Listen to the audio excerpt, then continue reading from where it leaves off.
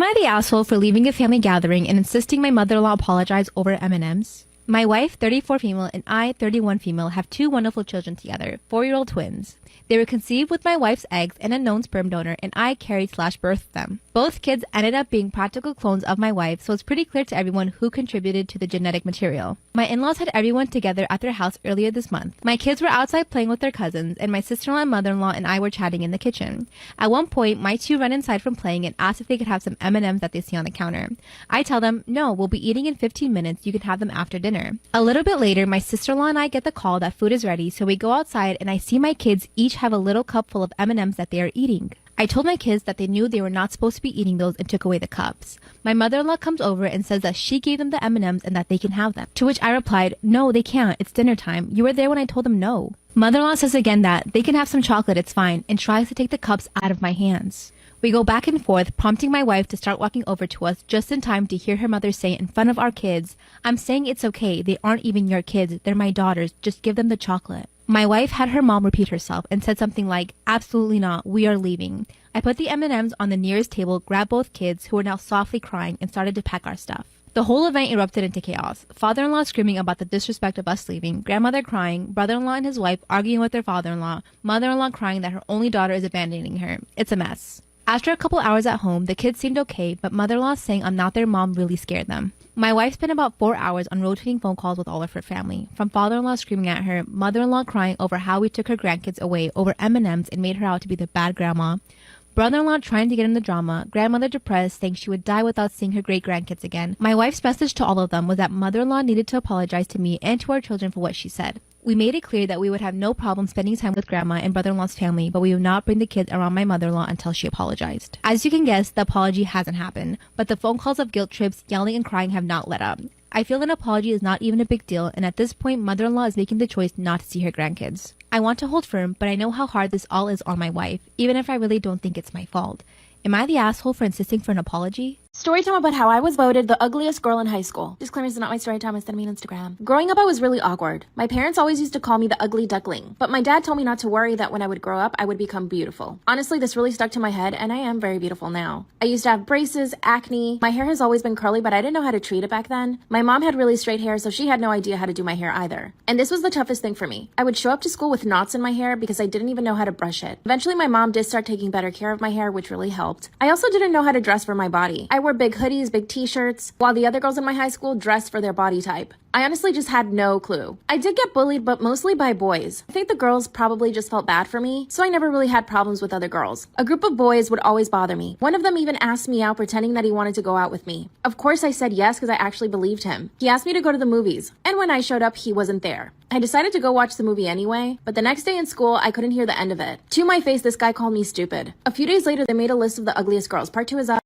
Storytime about how I was voted the ugliest girl in high school. Disclaimer, is not my storytime, I sent me on Instagram. That's when the boys came out with the list of the ugliest girls in high school. What they did was pass around some flyers with all the names on it, and then they had people write the number 1 ugliest girl on the list. As soon as I saw my name on the list, I wanted to die. I pretended I was sick and went home. There was this one girl who actually stood up for me and the rest of the girls, and she was actually one of the prettiest girls in the entire school. She told everyone to knock it off, but nobody listened to her. Instead, the boys added her to the list as well, but there was no way that she was going to get voted number 1. I would show up every day to school that week wishing that I was dead. Finally, on Friday, they came out with the winner. And of course, everyone picked me. I was completely mortified, but I actually started laughing when I saw the list. It was like the stress from the entire week had finally accumulated, and my reaction was to just laugh. While they were all hoping that I was just going to break down and cry, I started to laugh in their faces. The teacher asked me what was wrong and I showed her the list. She ran over to the principal's office and everything became way too dramatic for me. So I literally decided to run away from school. When I got home, I told my parents everything. Part 3 is up. Storytime about how I was voted the ugliest girl in high school. Disclaimer, is not my storytime, sent me on Instagram. When I got home and told my parents what happened, my dad actually started to cry. He actually did feel really bad for me. They sat me down and told me that looks weren't everything. That's when my dad told me again that I would grow out of this awkward phase. Then they decided to take me shopping to the mall. I went into this really cute clothing store that I had always wanted to go to but never had the courage to, and they actually bought me a full wardrobe. After that, that's when my mom took me to a salon and they actually did my hair. They gave me a whole hair care routine, which I had never even heard of before, and I even went and got some Noxzema, which actually the Noxzema really worked for my acne. So when I got back to school, I felt like a different person. But not really because I was still me. The principal had gone out of her way to make all the boys pay. But really, they only got suspension and didn't go to school for a week. The rest of high school was actually not that bad. I did look a lot better. 5 years later, I'm absolutely gorgeous. And guess what? One of the boys who bullied me actually slipped into my DMs last week. What should I say? Am I the asshole for making my germaphobe husband change our baby's diaper? My husband and I have a 2-month-old together. He does everything almost except changing diapers. He's a hardcore germaphobe, so I handle the dirty part of our son's care. So my husband's been pestering me about the faces I make when changing our son's diapers, telling me to smile all the time. I told him to leave me alone, and it's easy for him to say when he's not the one dealing with the smell. But every time I'm in the middle of changing diapers, my husband would show up out of nowhere like he busted me or something and tell me that the faces I keep making have an impact on our son's emotional state and I should smile.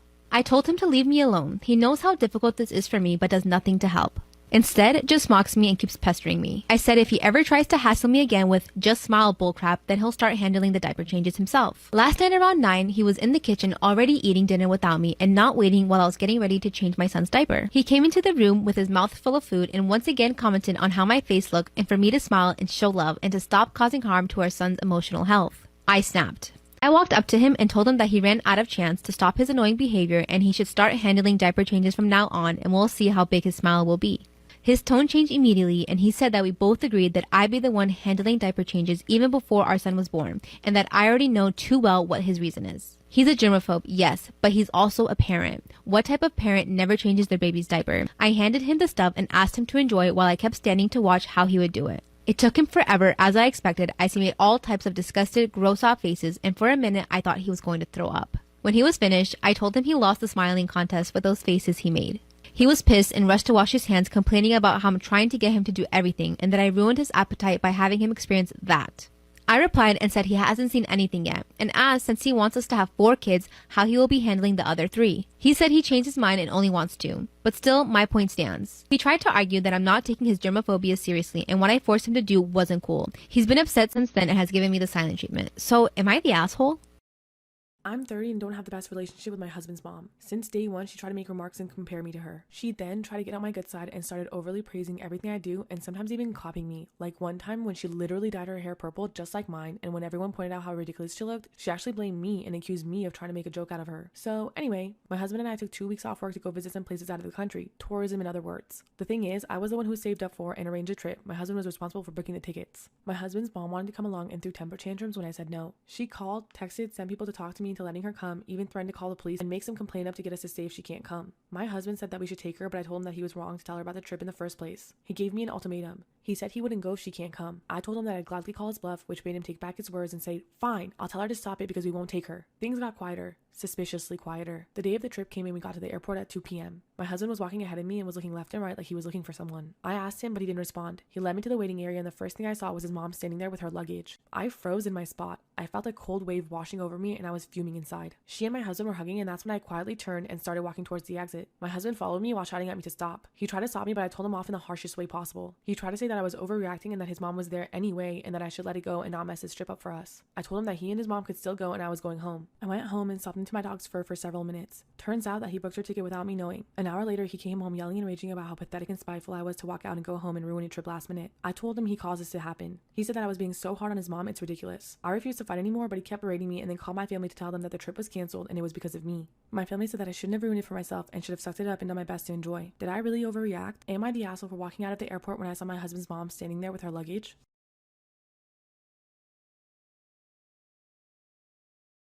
Part 2. Am I the asshole for walking out of the airport when I saw my husband's mom standing there with her luggage? So for more details about my situation, I have to admit that my husband's mom favors him over all of his siblings. This affected his relationship with them and me as well. He's never seen an issue with how differently his mom treats him. It bothered me and made me feel uncomfortable. The whole dynamic made me feel uncomfortable. Going low contact has never been an option, like he has to see her or call her every day. Most of his siblings don't talk to him and I 100% believe it's because of his mom's favoritism, like I said. He does bear some blame for not seeing how wrong it is until this day. In many instances, I even found myself making excuses for his behavior. I did so subconsciously and I don't know why, but I guess it's because of how much I love him and because I really want to be able to work things out without letting them affect our marriage. Regarding what happened with the trip, he tried to have a talk with me and most of what he said came from a place of blame. Blame towards me. I just couldn't continue with this argument. I told him that I needed space and I would be going to stay with my sister for a while. He didn't take it well. He literally got up from the couch and opened the door and telling me to go right then. In that moment, and seeing how he was still not anywhere near understanding what he had just did, made things perfectly clear to me. I just had pictured years and years of life being lived like that, and I was like, no, I can't do it. Can't take any more of it, especially when he keeps focusing on being right every time. His mom can do no wrong. I'm always the aggressive, crazy, jealous, pathetic overreactor. Everyone's opinions, advice, and concerns were like a spark, like the wake-up call that I really needed. So I wish he didn't get this far, but what's done is done. Right now I'm staying with my sister. I brought my dog with me as well. He sent me his last message telling me that I'm the one choosing to end what we had together, but I believe it's the other way around, especially with how he keeps making his mom the victim in this situation. It's become clear that now we keep going in circles with no end in reach, and I'm just so exhausted and overwhelmed. I'm not mad at him and I don't expect him to change, but at least I'm given options to decide what's best for me and my future, even if it's separation and divorce. Am I the asshole for telling the truth at my best friend's wedding during my toast? I'm a 30-year-old male and my best friend got married last week. I just bought a house and my wife is expecting our son in November, so I let him know I was limited in what I could contribute financially. But I did tell him I would try my best. So I went to the bachelor party in Miami, I rented the tux, and paid for mine and my wife's dinner at the rehearsal dinner. I also had a gift of $300 that I was going to give them, but we will get to why I didn't. His fiancée at the time would text me multiple times a day with updates. Fine. I didn't always respond, and it got to the point where if I didn't respond at least once a day, I'd get a call from my buddy. She texted me for the following reasons. 1. My wife was not allowed to talk about our pregnancy at all. She didn't want anyone to focus on that more than her, the bride. 2. She was not going to order any special food for my wife. No one asked her to. My wife was fine with whatever she was going to be served. 3. I was not helping the groom enough. He had to help her with favors, seating charts, and programs, so I had to help him with those things according to her. 4. She said if I was a true best man, I would offer to pay for the bar bill.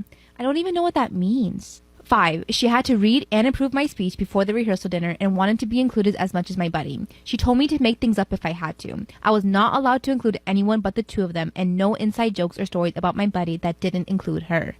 6. Her last text said to tell my wife to keep it together and not make a pregnancy scene during the wedding. Also, she wanted her to choose a dress that downplayed her pregnancy as much as possible. I was just so aggravated, I spoke to my buddy to see if he could reason with her. He told me to just play ball this one time. It's her day and to cut him a break because he'd be dealing with her nonsense for the rest of his life. The day of, all the bride and my best friend do is scold me, berate me, and bark orders. I head down to the bar for the drink. The bride's mother is there and warned me not to get drunk because I ruined her daughter's day enough.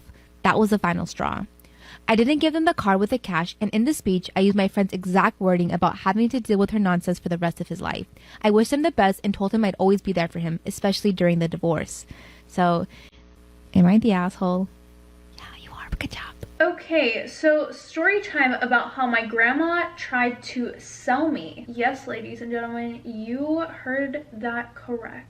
So a little background information. This all happened when I was 15 and about to go into my freshman year of high school. So whenever I was a baby, my mom and dad had a very successful life. Both had went to college, they had really good jobs, but my dad wanted to move back to his hometown because he said that he wanted to raise his family there. Now my mom was kind of excited about this because she had always wanted to raise her kids more in like the suburbs, you know, not near a busy city or anything like that. So you would think, oh, well, you know, that's cool. No, it was not, because the issue was that my dad had a drug problem, okay? In the past, whenever he was around 16, he fell really hard in the drugs, but he went to rehab and he had been clean for 8 years. What my mom didn't know is that his quote hometown, it wasn't a good place to raise a family at all. Now, sure, it was out in the country, but there was still a lot of gang violence due to drugs. And my dad apparently started hanging out with people who he used to do drugs with in his past. Well, it turns out they were still on drugs, and you guys know how misery loves company. So all they had to do was ask him and put the drugs in front of him. And next thing my mom knew,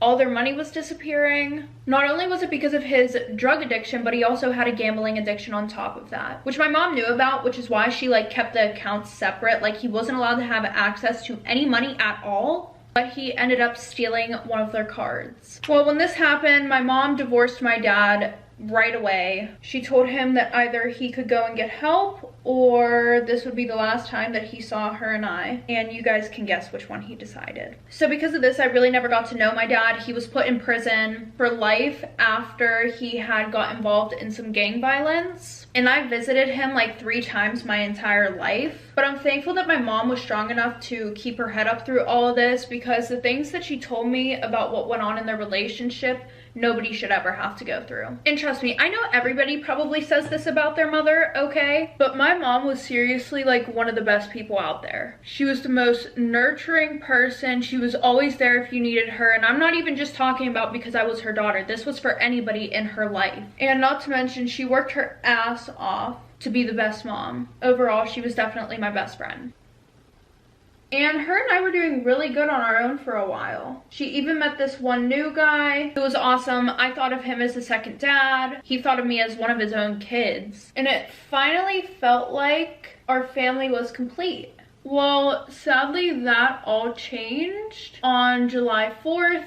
When my mom and Alex were on their way back from going to pick up the pizza, and a drunk driver hit them head on going 80 miles per hour. Just when things start to get good for me. The only thing I really remember from that night is my mom's best friend Lily coming to pick me up, and when we got to the hospital, I knew things must have been really bad because all of their friends and family were there. Sadly, eventually both of them passed away from injuries, and Lily ended up watching me the entire week before some social workers came to her house to come and pick me up. Now, apparently, I was going to live with my mom's mother, who I had never met in my life, and I only heard of her a few times. When my mom was alive, she would never talk about her, and the only time she did talk about her was like in a past tense kind of way. So, to be honest, quite frankly, I thought this girl was dead.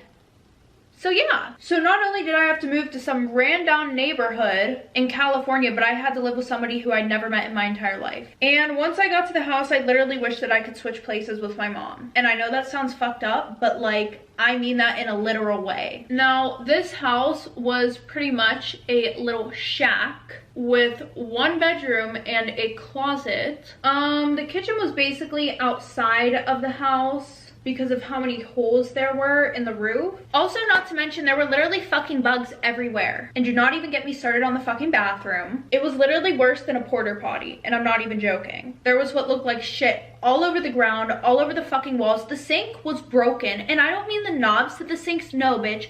I mean, you know how they have the glass stand-up sinks? Yeah, no, if you would have turned the water on, it probably would have flooded the entire house because the sink was literally broken in fucking half. I legit begged the social worker to take me with her, but they said there was nothing they could do until my court hearing came. And listen, I know it seems like I'm probably being a brat, okay? And I should just be happy and thankful that I have anywhere to go in general. But let's at least give me a little bit of a break considering my mom just died. I don't know who the fuck this person is that I'm going to live with, and I just got moved to a brand new state. So when I got in the house, I tried talking to my grandmother, who was way more hostile than I expected her to be. I expected it to be like, oh my god, hey grandma, long lost granddaughter, how are you? Nope, she shut that shit down right away. You could definitely tell that she was pissed off about the fact that I came to live with her, like I had a choice in the matter. The worst part was, you know, I just showed up, you know, her daughter, who was my mother, died less than a month ago. And when I first got to the house, she was talking to the social workers, and I overheard her saying that, you know, my mom was a piece of shit. She's surprised this didn't happen sooner. And she was like, so how long is she gonna be here? Because I don't have time to take care of a child. Anyway, so as soon as we get into the house, she explains to me how much of an inconvenience I am, and that I'm gonna have to pull my weight around here because she's disabled and can't get stuff done like she used to now that I'm here. How the fuck does that make any sense? It doesn't. After that, she gave me a whole long list of chores that I had to do every day before my bedtime, which was at 9 p.m. The worst part was everything on this list, you could tell she had never ever done in her entire fucking life. This was just shit that she was literally making up on the spot. She pretty much treated me like a live-in maid. The first thing on the list was to, of course, scrub the toilet, scrub the bathroom walls. Next, we move on to the fucking kitchen. Clean the inside of the stove, clean the inside of of the microwave, do all the dishes. Now you guys would think that these are simple tasks to do, and they are, they really are. But let me paint you guys a picture real quick. I just want you to imagine that small house that you see on the show Hoarders with shit everywhere. You could not even walk into the fucking kitchen without stepping on garbage or plates that had just been thrown on the floor because you can't get in to put them in the sink. Dishes all over the counters. The dishwasher is open and it has dishes put all in it, but it's not closed. And it's not, you know, there's just garbage piling on top of shit. Oh, and get this one. Another thing on the list was to clean the bird shit off of the porch. First of all, what she called a porch wasn't even a fucking porch. It was a piece of plywood that they put in front of the back stairs, in front of the back door. You know, you open the door, you step onto a piece of fucking plywood. So 2 days later, I tried calling the social worker again because I was not fucking dealing with this shit. But they said, we're sorry, you know, we know you're not used to this, but you know, your court date is coming up. Yay me, I had to live here for now. So I give up and give in, thinking that if I just did all this shit, she wouldn't bother me, right? Wrong. She also made me get a job delivering newspapers to pretty much pay for whatever she wanted that money to go towards, if it went towards groceries. Actually, my first paycheck went towards buying all the cleaning supplies to clean up her house. She couldn't even have the decency of, you know, providing the cleaning products. Nope, I had to go buy that shit myself. Was I surprised at this point though? Absolutely not. And this was absolutely ridiculous because this woman literally was getting disability checks for some bullshit illnesses that she claimed to have. The best part is the first 5 doctors who saw her for these quote illnesses were like, yeah dude, no, there's nothing fucking wrong with you.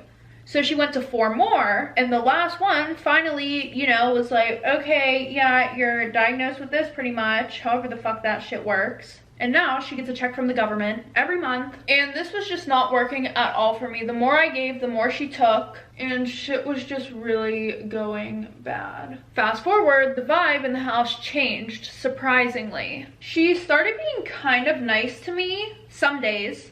Not every day, some days, not even some days. I would say like 1 or 2 days out of the month. For example, on one of the days that she decided to be nice to me, she barged into the closet where my bed was, because yes, my bed was in a freaking closet. I will put up a picture of an example of what it looks like right here. I never meant to make it by myself. Stuck between the ego and the devil and yourself. Got these habits, but I'll never ask for help. Just following my feelings, cause I love the way you felt. I can give you love, and it can give you time. You can make it smile, and I will make you cry. The only things in common when we talk about the past. I will be your first, and he will be the last. Now you think about him when you're kissing me now. Feeling like it's been away. There's no time good in the word goodbye, but there's so much more to say. So blame it all on me, darling. See I let you down. Blame it all on me, darling. See I'm never around. 'Cause you know. Yeah. Which, might I add, it was super uncomfortable because literally there was only enough room for a bed. All of my clothes were literally sitting at the bottom of my bed with school books and shoes because she didn't want my shit all over the house. So I had to curl up in a ball and go to sleep at night. I don't know how this was ever allowed. Literally. Anyways, like I said, she comes in and she's like, hey, we're gonna go to dinner tonight. You know, let me do your makeup. I have something for you to wear. And I'm like, okay, what the fuck? What the fuck is happening? So I let her do my makeup. She made me put on this dress that made me look like a 4-year-old. It literally looked like a 1990s fucking Easter dress. And then she put my hair up in a bun with a bow. But of course I didn't say no because this was the first time that I was going to be seeing people in a month. Somebody except for my grandmother. So even if I had to go out looking like this, in my head, it was fucking worth it. So we walk into this tavern. It's basically this little empty bar in the middle of probably one of the worst neighborhoods. I don't know why you would ever take somebody here to go out to eat. So we get seated, the owner comes out, he pulls my grandma aside for 15 minutes. They have a private conversation, which is fucking weird. So they both come back over to the table, they sit down, and he just starts telling me about himself. Like, at first it seemed like an introduction, and I was like, oh, okay, hi, my name is this, you know, da-da-da. But this dude pretty much just started giving me his whole fucking life story. And that apparently he's been really good friends with my grandma for a while, and my grandma talks so much about me. No, she doesn't. She fucking hates me. So at this point, I'm like, all right, man, I really don't give a fuck. Like, since I'm basically skin and bones because I've been fucking starved for the past month, all I want to do is eat. That's really all I want. Eventually, he catches on to the fact that I'm really not taking an interest in anything that he has to fucking say. So he gets up from the table and walks away, and after he walks away, my grandma fucking kicks me really hard under the table, and she started telling me how I was being rude and disrespectful, and this is exactly why she doesn't take me places, because she knew that I was gonna act exactly like my mother. Like, what the fuck does that mean? Anyways, after that, she pretty much told me that she had to go and do damage control now. So after I was done eating, I went, sat outside on like the stairs, and 30 minutes later, she comes out. So fast forward, at this point I was super excited because my court date was coming up and I would finally be able to leave this nightmare of a fucking place. And then just when I think I can catch a break, COVID hits. Yup, of course it does. Of course it fucking does. So my date got delayed 3 months until they could start doing like the Zoom calls or whatever. So now I was stuck there even longer without a way out. But the weird part was my grandma didn't seem that upset this time. But once again, she barged into my closet and she was like, put this on and then come out here, I'll do your hair and makeup, we're going out to dinner again. And I'm like, what the fuck is going on? Hold up, wait a minute, something ain't right. Like, it wasn't really like I questioned anything, because it was like she's taking me out to eat, but like, I don't know, I just thought maybe she liked doing my makeup and my hair, but it was weird. So this time, instead of dressing me up like a 5-year-old, she puts me in this short dress, puts red lipstick on me, and does my, like, straightens my hair. I pretty much look like a fucking prostitute. Yes. And then she started taking pictures of me, and when I asked what they were for, she was like, oh, like, I'm gonna send them to my friends, they keep asking about you. And I'm like, sis, you don't have no fucking friends. You don't even have a life. How the fuck do you have friends? You don't. So we went out to eat. Same thing happened as last time. She got pissed off at me for not being, quote, a nice person. And we got home and I just started thinking about how much I fucking hated my life.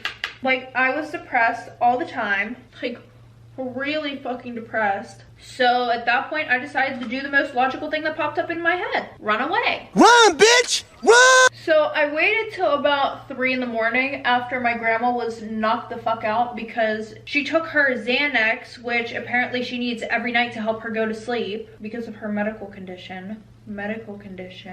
So after that, I grabbed my bike and I rode it about 3 miles away to the nearest bus station. That was the nice thing about me delivering papers for my job, because I kind of was able to learn my way around. Anyway, so I got there around 3:30, but it wasn't until I got there that I realized I low-key fucked up, because there was a sign that says like buses stop running from 12 a.m. to 7 a.m. So I was like, fuck, now what am I gonna do for the next 4 or 5 hours? Do I stay here and wait for the bus, or do I go back to my grandma's house? So I decide that I'm not going back to my fucking grandma's house, and I just decide that I'm going to stay near there and wait, because I wasn't gonna sit there and actually wait because I could have got kidnapped or something, and that's just not the vibe.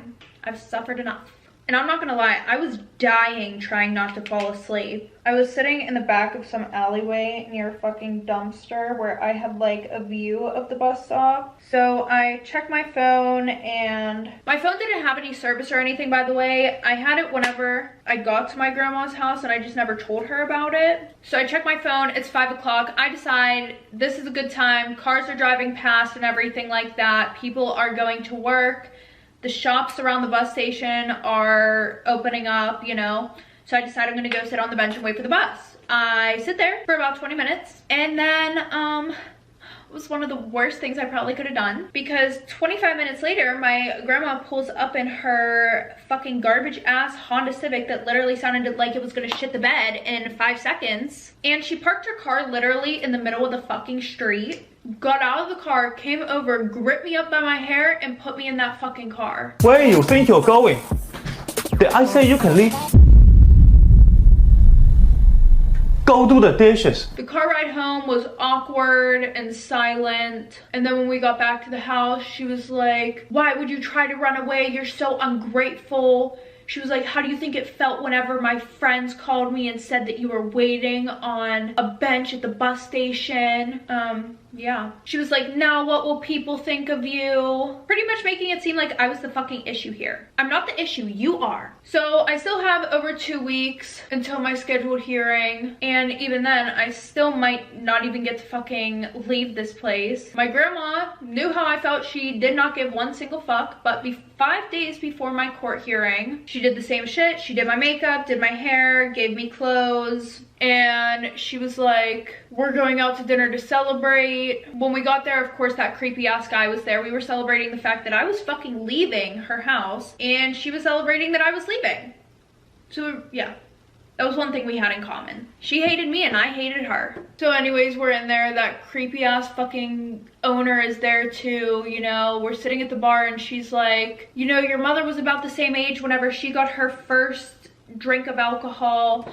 I want to pass down the tradition. I'm gonna get you a shot. So she gets me 3 shots. And I had never drank alcohol before, so I didn't know what to expect. But I fell for her trick and I took those 3 shots and blacked the fuck out. The next day I woke up in my bed with the same clothes on, so I never really thought that much about it, to be honest. I just thought that I was really drunk and had a good time. But apparently that's not what happened at all. I was drugged by my grandmother. So that morning, I get up, get dressed into my garbage clothes, and start cleaning the fucking house, because that was pretty much the only thing I was good for there. And while I'm doing that, we hear a knock on the door. My grandma opens the door. It's the police and some people from CYS. They started asking me questions and stuff like that about if I knew the owner of that restaurant that we would always go to. I told him that my grandma and I had went to have dinner with him a few times and that he was super weird and I didn't like him. And then they asked me some questions about my grandma and him, you know, like if I ever saw them like interact with each other and stuff like that. And I pretty much told them yeah, and like I told them about how the fact that she would dress me up to go and see him and stuff like that. And it was just super weird. Eventually they informed me that his girlfriend had reported him to the police for being a child predator.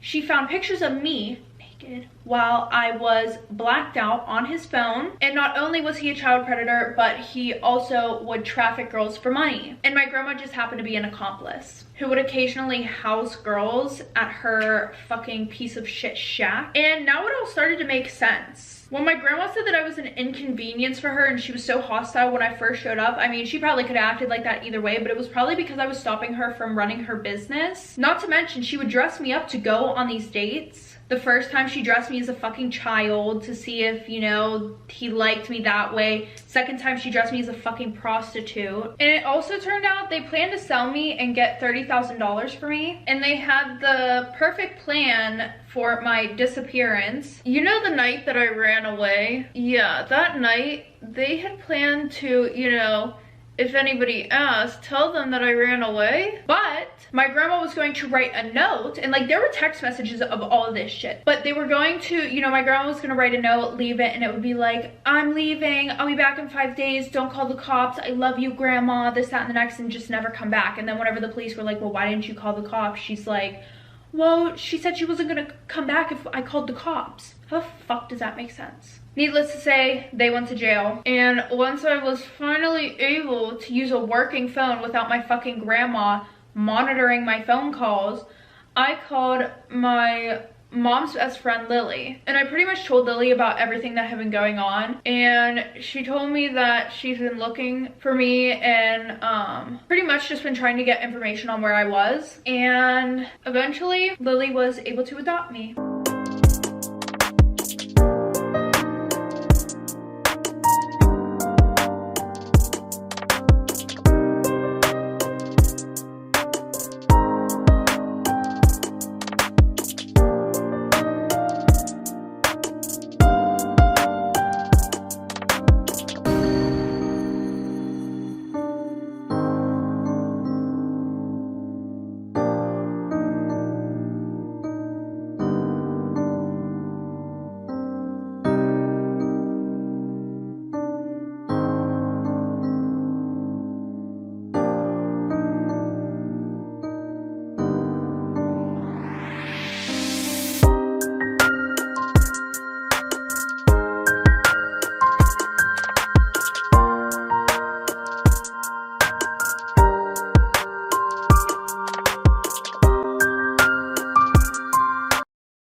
Am I the asshole for telling my ex-friend I hope her grandpa dies?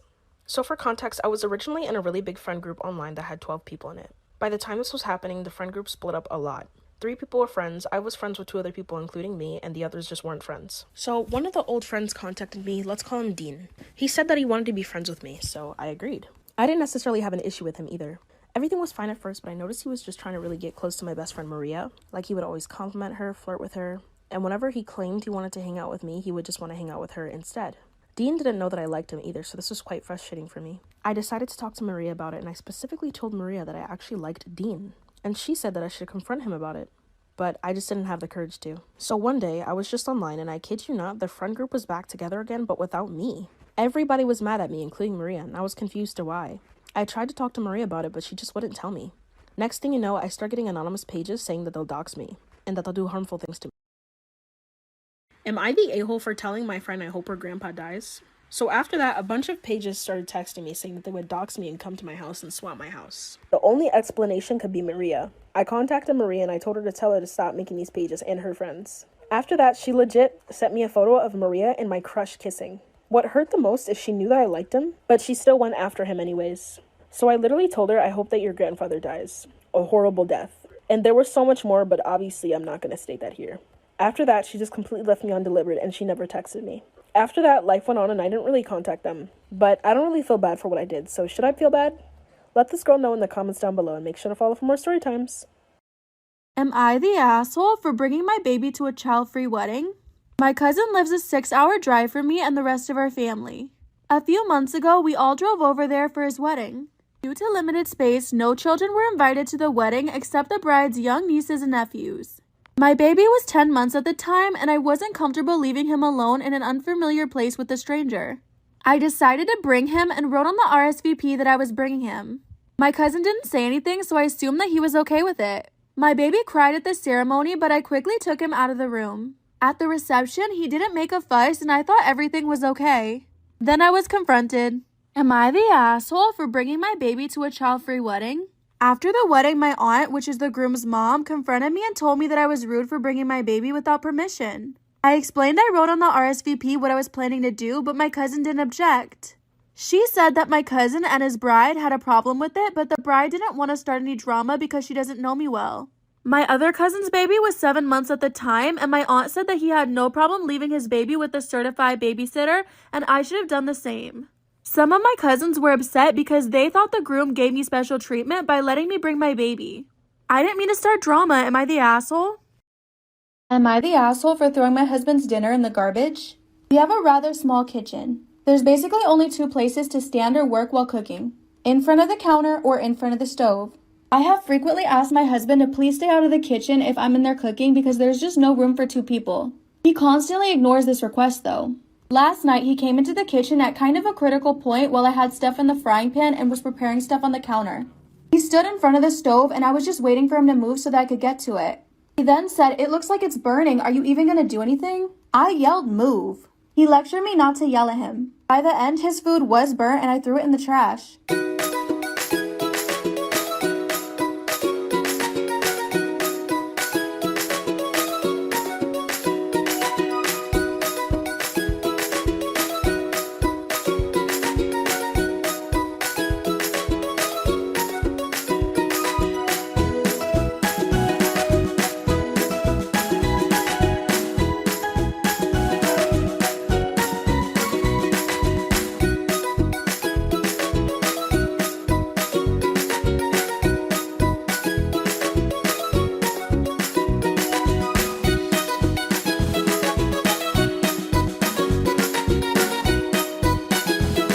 Am I wrong for telling my sister that she should have aborted my niece when she had the chance? I grew up in a single-parent household with my mother and my half-sister Casey, who is 7 years younger than me.